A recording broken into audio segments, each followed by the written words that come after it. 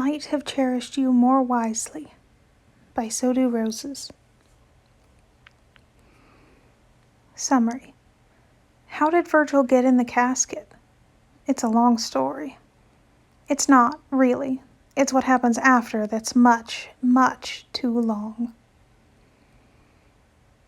The rating for this fic is teen and up, with creator chose not to use archive warnings.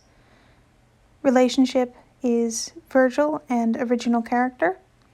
Additional tags: impersonation, very light mind control-ish shenanigans, which isn't malicious but has some pretty fucking disastrous consequences.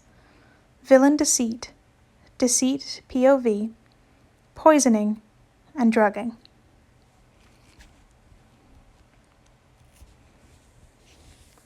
Fall, 100 years ago. Virgil's boots crunched through the twigs and shriveled leaves. He kept his eyes carefully forward. It wouldn't do any good to give himself away. The muted sound of shod feet on wooden branches reached his ears, and he slowed down, waiting for his attacker to make their move. The shift of fabric and the scrabbling of a heel slipping off a branch nearly made him turn, but then there was a whoosh of air. A war cry split the afternoon silence. Virgil took a single step to the side, reaching out and snatching the small body out of the air. "Hello, pest," he said lightly. His attacker's shout instantly morphed into gleeful giggles. Trudy had barely come to a stop before she was using his belt as a foothold and climbing onto his shoulders. He sighed. "Where is Greta, Trudy?" "Mooty's making dinner," she said, leaning forward so her upside-down face was in front of Virgil's. "Did I scare you, Britismina?" "Not even a little," he said, deadpan. "You'll have to try much harder than that." "Spoil sport," she said petulantly. She set her little head on top of her folded arms on Virgil's head. She clearly had no intention of moving. Virgil sighed, exasperated. "And what about your father?" he said, continuing on his way towards Greta's house. "You're not supposed to be out by yourself." "Mooty knew you were coming, so she told me to come meet you," said Trudy, swinging her feet. Virgil half-heartedly swatted at them to get her to stop. Trudy's response was to start leaning precariously side to side in an effort to steer him like some kind of horse. Virgil was having a very hard time keeping a straight face. "And we're not that far away from my house," she said. "Mooty says you're just a mother hen." "Does she really?" Virgil said dryly. "Oh, yeah, and that you're a worrywart, and that you think the sky's going to fall down all the time, and that if you don't relax once in a while, you're going to give yourself an aneurysm." "An aneurysm," said Virgil. "Yes, she's told me." He stepped into the cleared area in front of Greta's house, reaching up and pulling Trudy into his arms. The last thing he needed was for her to whack her head on the doorframe. Greta would never let him hear the end of it. Trudy grinned, and Virgil, absolutely helpless before her gap-toothed little face, smiled back before he could restrain himself. He climbed the porch steps 2 at a time because he knew it would make Trudy laugh. He took a moment to wonder why the door was cracked open, but he could hear Greta on the other side, so he wasn't particularly worried. Until he went to step through and felt like he walked straight into a wall, that is. He yelped, dropping Trudy, who was already breaking into peals of delighted laughter. He could see Greta through the door now that it was opened wider, and she was also cackling. Even the damn dog was making a racket. "What did you do now?" he snapped, rubbing his aching nose. "Don't look at me, it was Trudy's idea," said Greta. "Mooty, don't fib," said Trudy, putting her feet on either side of the doorframe and walking her way up until she could retrieve the iron horseshoe they'd hung on top of the door. Virgil took a hesitant step forward, and this time passed through with no resistance. "All right, fine, it was maybe about half my idea," said Greta. "Maybe less or more, who knows? Not me." "We got you, though," said Trudy, practically vibrating with excitement. "Do you see now? When I jumped on you in the woods, it was a distraction, said Virgil fondly. "Yeah, you got me, pest. Congratulations." As soon as he was past Trudy, there was the dog, jumping around him and insistently digging his nose into Virgil's pockets in search of food. Get off, you obnoxious Ritter, Platz." The dog retreated, though he looked distinctly put out about it. Aus. The dog huffed once, then bounded out the still open door. Your hound is a menace, Virgil scowled, straightening his clothes. He let out a huff at the dirty brown paw print on his vest. Greta shrugged. It's your own fault. One time. One time is one too many to bring a dead gopher into my house, Bruderspinne. I cannot believe you need me to explain this. I was courteously informing you that you had an infestation. Oh, I'm aware, she said, not looking up from the bread dough she was taking out a fair amount of aggression on. There's this enormous nuisance of a spider, you see, that keeps finding its way back into my house no matter what I do. Virgil rolled his eyes, turning away from her, but not before waving a hand in her direction. His reward was a shriek of frustration. Really? Pixie locks? Greta said, fingers already buried in her hair in a futile effort to undo the knots. Very mature. You hung a horseshoe over the door to ambush me. You have no room to talk. If I have to cut my hair again because you can't take a joke, I swear I will. Your hair looked fine. Vati liked your hair short, Trudy chirped. Yeah, see, your lesser half liked it. Be that as it may, said Greta insistently. Toby may like my hair short, but I'm not really interested in giving everyone else in Wickhills more reasons to think I'm in league with the devil. It makes it somewhat difficult to buy groceries. I can always threaten to kill the ones who make a fuss. Death threat? Cried Trudy. What? No, it wasn't, retorted Virgil. That doesn't count. I was saying I could, not... No death threats in the house, Bruderspinne, Trudy insisted. You have to put a penny in the death threat jar. You have to put pennies in the death threat jar because you are 6, Trudy.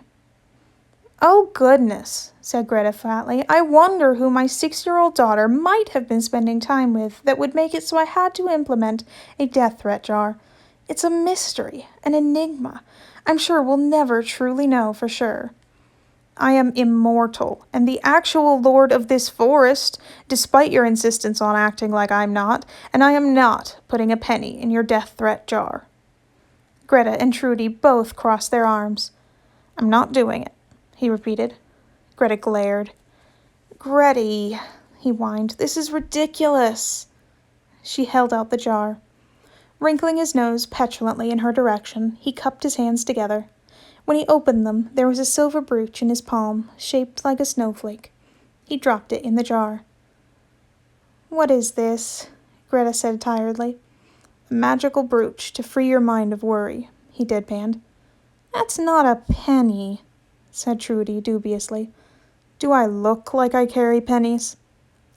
Bruderspinne, Greta said softly, and she didn't look nearly as amused now. We don't need... Do you want me to put something in the jar or not, Margareta? Greta huffed. Trudy, would you go play with Ritter on the porch for a moment? She said. Is Bruderspinne in trouble? More like he is trouble, Greta muttered. The porch, Gertrude. Shrugging, Trudy hopped down from her seat and trotted out the door. Virgil glared at the wall, mutinous. Greta huffed. We don't need...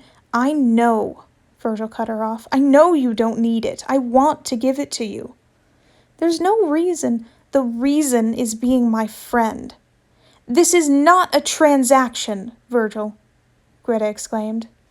Virgil recoiled. Greta slumped, exhausted. You do not have to buy my friendship, she said wearily. This isn't a deal. You don't owe me anything. Virgil sank down in the chair. I know, he said. You only try to tell me every time I try to give you a gift.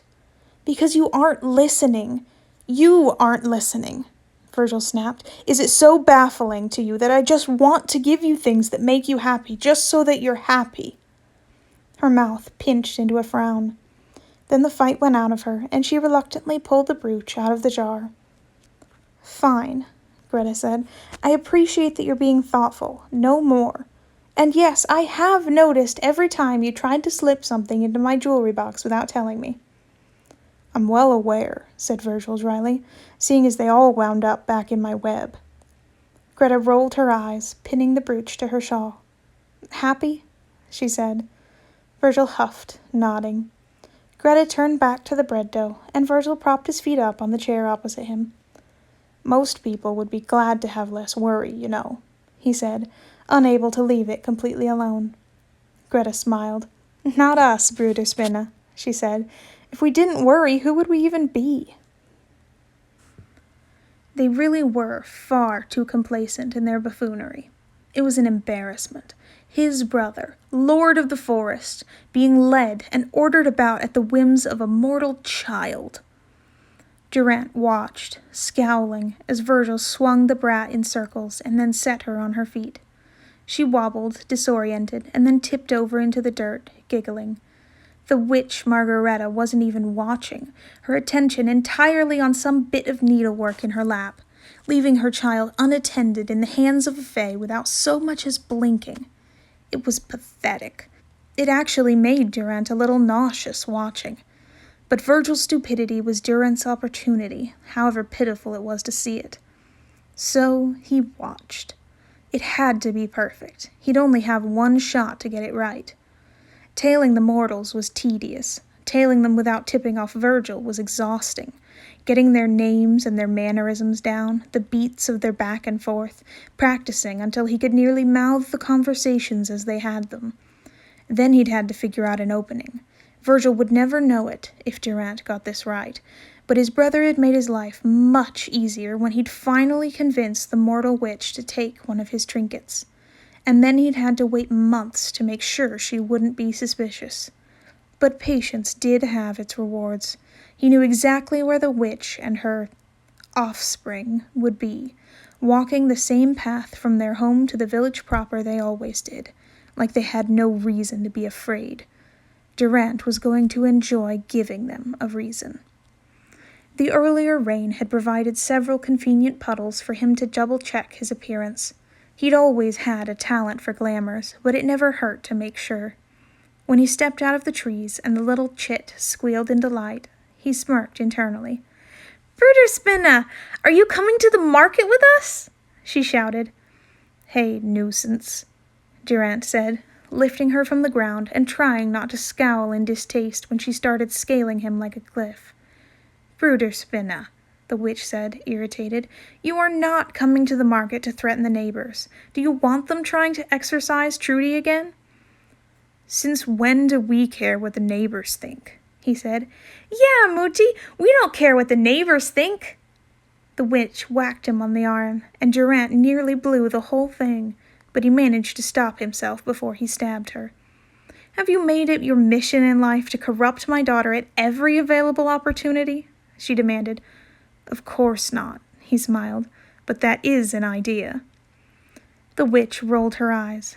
Very funny, she said. She reached out to pull the child off his shoulders, and Durant stepped back out of her reach. Maybe I should keep Trudy, he said. We can threaten the neighbors together. What do you think, nuisance?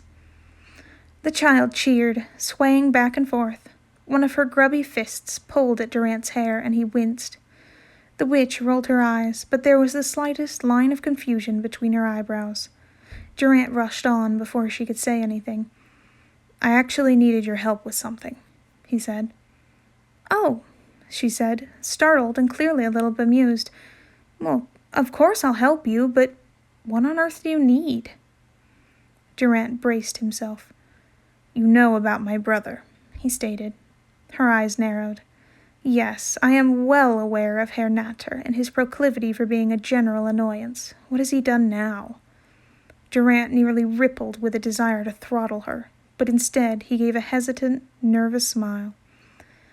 My brother hasn't actually done anything, he said, shifting his weight in the way Virgil did when he was particularly embarrassed. He reached up and patted the spawn on the ankle for good measure. But there's a possibility he might be planning something. Just vague enough. Possibilities were near infinite. You could say almost anything was possible. So you're just being paranoid again? She said. It would make me feel better, he said, pushing some note of pleading into his voice. It's not anything big. She sighed. What is it? I just need to borrow your brooch, he said. Not for long, just long enough to throw my brother off. This was it. If she pressed, it would almost certainly fall apart. There were any number of questions she could ask that would give him away, and judging from the way her brow was furrowing, she was winding up to ask at least one of them. "Please, Gretty," he said. She wavered. Then she gave a put-upon sigh and a small smile. "Just like you to worry about something that might not even be happening," she said, unpinning the brooch and passing it to his open palm. "And just like me to enable you." The second it left her hand, the fond confusion on her face deepened into something a little more wary. He could see the tension rising in her shoulders. He had to move quickly now, before she caught on. Durant smiled at her, pulling the child down and holding her out. "I'll give it back," he said. "I should hope so, after the fit you threw getting me to take it," she said, voice a little faint. She reached for the child again, and Durant released her. We do have to go," she said. "And you are not coming, Bruder Spinna. I still don't trust you around the neighbors." "Good plan," he said. The witch rolled her eyes a final time, turning down the road, that same wrong-footed expression on her face. The child waved over her shoulder. "Good luck with your brother, Bruder Spinna," she cried. "I hope you win." And, well, it wouldn't do to disappoint the child, would it? Greta didn't really startle Virgil much these days. She hardly ever dropped in on his web unannounced, unless she meant to give him something. She wasn't exactly 14 anymore, and Virgil quickly moved on to the next train of thought before he could dwell on that and work himself up into a full-blown fit, and traipsing around the forest became more of a special occasion thing than a weekly one. So when she popped in on his, a basket under her arm, in the middle of the day, he was understandably confused. "Is something wrong?" he said instantly. She put one hand on her hip, raising her eyebrows in a distinctly offended way. "Am I allowed to visit my favorite brother? Must I always have an ulterior motive?" Virgil rolled his eyes, but his face almost certainly had a truly embarrassing grin on it. "I'm your only brother, Gretty." "Very true," she said, giving him a sunny smile. She picked her way across some of the loose strands of web. Virgil was actually in the middle of dismantling it to make a new one, and set the basket next to him. Once she was closer, Virgil noticed some tension in her hands where she held the basket. He furrowed his brow. "Where's Trudy?" he asked, wondering if maybe he could coax something out of her. Greta rolled her eyes. "Trudy has 2 parents, you know." "Ha ha," said Virgil, reaching into the basket. He pulled out what looked like a tiny cake, full of little spots. "What's this?" he asked, confused. "New recipe," said Greta, pulling an apple out of the basket and tossing it back and forth in her hands. "Made it for you." "You have exactly 5 recipes, which you make on endless loop. A cook you are not. A baker you definitely are not." She threw her hands up, theatrically offended. "Oh, it's cursed, of course," she said. "Totally poisonous. Not safe to eat at all. Your smartest move would be to put it back in the basket and ignore all my hard work." Virgil rolled his eyes, but then Greta turned away, fiddling with her brooch. She looked like he might have actually hurt her feelings. All right, I get it. Don't get your skirt in a knot," said Virgil, maybe a little more gently than he normally would. He broke off a piece and popped it in his mouth. He wrinkled his nose and immediately tried to smooth it out into a neutral expression.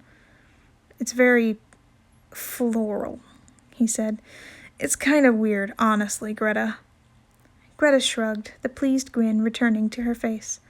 "Like I said, it's new," she said. "I hadn't tried it myself." Virgil scowled. "You tested out your weird flower dessert on me?"